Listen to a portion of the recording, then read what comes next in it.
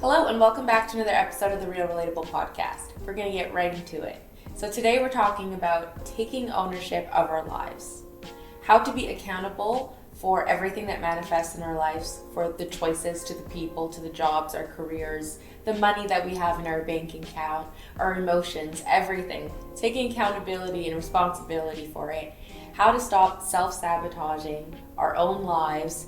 How to stop complaining, and how to choose the life that you really want to live. So a lot of us are walking through this world like zombies, totally unconscious, unaware, without intention. We're just making decisions based on emotions, on what people expect out of us, what people tell us, what we think we should do. A lot of us are not free thinkers. If we were free thinkers, we would all be protesting against everything that's going on in the world. But we're not. A lot of us are sheep, and that's okay. Not all of us have to be leaders of the free world. We need to start assessing our lives, thinking about the things that we complain about on a daily. If every Sunday you are complaining about getting up to work on a Monday, it means you need a new job. And if you keep complaining about your toxic relationship and how awful your boyfriend or girlfriend is, maybe it's time to get out of it. And if you're complaining about a family member or a friend that is just so annoying, that keeps taking from you this and that, and there's always drama, it's time to end that relationship. You have more control of your life than you give yourself credit for. The job that you have, the friends that you have, the partner that you date, how you look, whether you're overweight or too skinny. Of course, there are barriers. There are other things. I have hypothyroidism, and if you don't know anything about hypothyroidism, it slows down your metabolism. So I have a harder time losing weight. But that doesn't mean that I cannot lose weight. I used to be 35 pounds heavier than I am right now. And right now I'm at a very healthy weight. And I believe that is because I have persevered and I have not fallen victim to my hyperthyroidism and blamed my weight on that. I have told myself, okay, just because I have this disease does not mean that I can't lose weight and I can't be healthy. It just means it's a little bit harder for me than maybe the average person who isn't suffering with what I'm suffering. Which means I need to work out a little harder than the average person, or I need to be a little bit more clear and assertive on my dietary choices, but that doesn't mean that it's impossible or that I can't do it. And that's the same thing for everything in our lives. Just because there's obstacles and setbacks doesn't mean that we can't change our lives. No one said it's going to be easy, but it's possible. It's important to stop complaining and stop being miserable and to start changing things. Of course, nothing happens overnight, but we have to start assessing things and thinking about ways that we can start changing things little by little, day by day, so that 6 months from now, a year from now, 5 years from now, we can look at our lives and say we are so happy, we are so grateful that everyone who's in our circle and our soul tribe we love, and we are happy that they're there, and our careers, our jobs, we love it, and our families, our relationships, everything is growing and progressing. That's what we want. We want growth. We want a mindset of growth and abundance, not a mindset of lack, a mindset of poverty.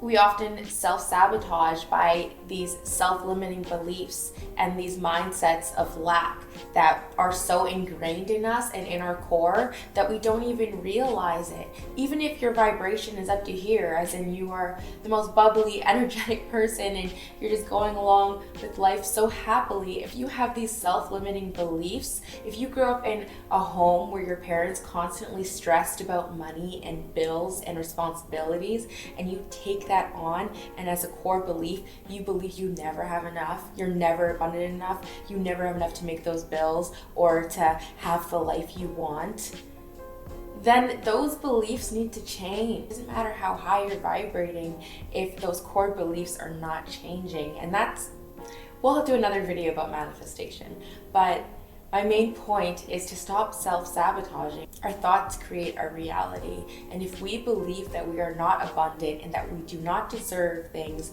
or we do not have enough, that is what shows up in our reality. We often believe that we're not good enough for people, for things, and so we sabotage opportunities. If you are the type of person that is late every single day for work, you are sabotaging that opportunity. If you are disrespecting your partner or feeding a toxic relationship, you are sabotaging the opportunity for love and for a healthy relationship. When we have good things coming into our lives, we need to hold on to them and not lock onto them. We own nothing. Everything is free, but we need to hold it dearly and take care of it and maintain it. When you walk through your life completely unconscious and with no intention, with no goals, you are living for other people. You are doing what other people want you to do. You are manifesting their dreams. Their energy is higher than yours, so their dreams and goals are being manifested by you working for them, by you doing favors for them, for you showing up in the world how they want you to show up. A lot of us complain about our lives as if we can't change anything. We complain about our city like we can't get up and move. I'm not saying it's easy, it's just not impossible. People will complain about their lives day in, day out until they reach 70, 80 years old. And is that what you want to do? Do you want to be stuck in a job that you hate for 50 years? Or in a relationship that you hate for 50 years? Do you want to be in the same city doing the same thing with the same people? Do you want to grow? Because if you want to grow, then you're going to have to make some changes.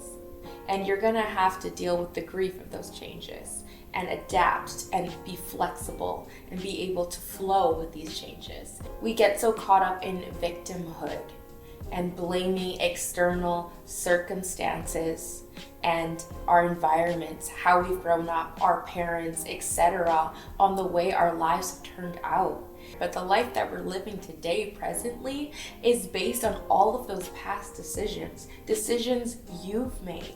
If you're not a child or a teenager, you are an adult and you're out of your parents' home, then it is now your responsibility to create your life.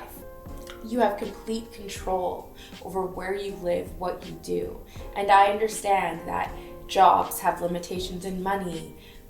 You know, where you live, there's limitations in who you date and who you're friends with. Maybe you come from a small town and it's hard to get to know new people, but you have to put yourself out of that comfort zone and look for new. Seek newness, seek growth, seek progression, because if you stay there, you're not going to find anything new there. You're just going to be miserable. You're going to be living in your own hell that you created, and you can't blame anyone else but yourself. We have boundless potential, and we are the masters of our own destiny. We just have to believe it. Empowerment brings awareness. We must recognize the patterns and habits that hold us back and actively challenge them. The power lies within us to affect change. Seeing the good things in your life, seeing the things that you want to stay.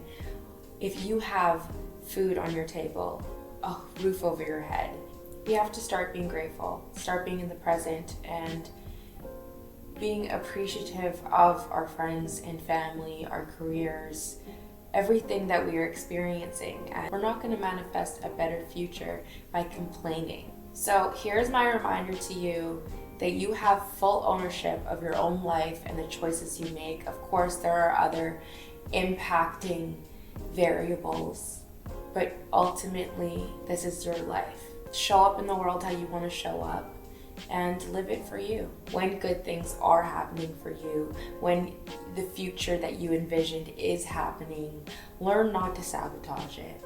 If you recognize that you have fallen madly in love with somebody and you get tempted to cheat because you're bored, or because you don't believe that you're worthy of love, or there's some kind of self-limiting core belief deep down that makes you non-committal, then it's time to look within yourself.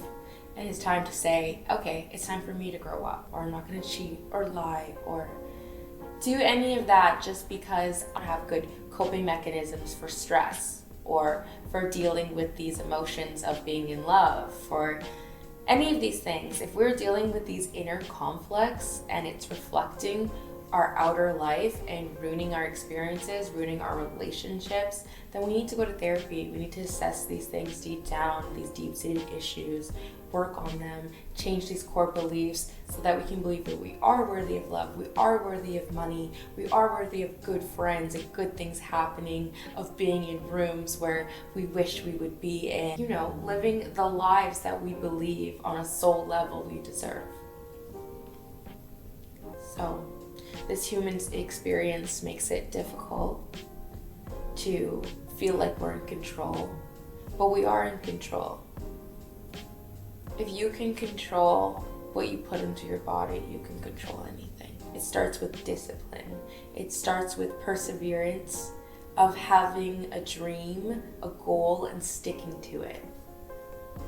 If you envision a better life for yourself, greater than your environment and your current circumstances, your current job, or the current relationship and friends in your life, then you need to see that through. You need to stick to those goals and day by day start changing little things, cutting off people, relationships, growing, not being afraid to do these things, and start believing that you can actually manifest this life for yourself. Because they do say the 5 people that you hang around is basically who you become. And if the 5 people you hang around are losers, I'm sorry to say it, but if they're losers, you're gonna be a loser too, because it is so hard when we don't have that support and we don't have that soul tribe and that backing. It is so hard to make changes. We can do it as much as we can on our own, but having that support of people, of like-minded individuals around us makes it so much easier. So you have to isolate yourself, potentially get mentors. Maybe these are people you don't even actually talk to. Maybe they're people on YouTube. Maybe they're life coaches or just self-development. Maybe you're reading books, I don't know, but you're filling yourself with people and mindsets that lead to growth and not just being distracted in this world and actually changing your reality. If you find yourself judging and analyzing everybody else and everybody else's lives, then it's probably because you're unhappy with your own, and it's time to start making those changes. No one else can do it but you. And when people see you doing it and taking it seriously, they will support you. They will be right behind you. The key thing here is awareness. You have to be self-aware. You have to be self-aware when these triggers come in, these temptations to want to sabotage really healthy and good things in your life. You have to be aware of what is holding you back. You have to be aware of your own victim mentality. These things aren't very easy, so it takes a lot of reflection and inner work, but doing it is going to change your life. And again, it is just making little changes day by day. Maybe you don't change your entire diet cold turkey overnight, but you just cut sugar. Or you just never have pop, you only have water for a liquid beverage. You're just changing something. You stop drinking alcohol altogether, or you stop smoking weed. You do something that majorly benefits your life in a great way, and maybe you don't see the changes in the first couple days or weeks, but months down the road, you are gonna thank yourself. And then you can lead to a next goal of maybe going for a walk 30 minutes every single day. And then you add that, and it becomes a lifestyle change, not just a temporary change that's gonna last a little while until you like your body. It's about being healthy, not just looking good. It's about feeling good, feeling strong. I feel like I'm getting worked up here and I'm getting passionate. So my point is it's not to shame anyone for being fat or for being too skinny or for being in a bad relationship or complaining.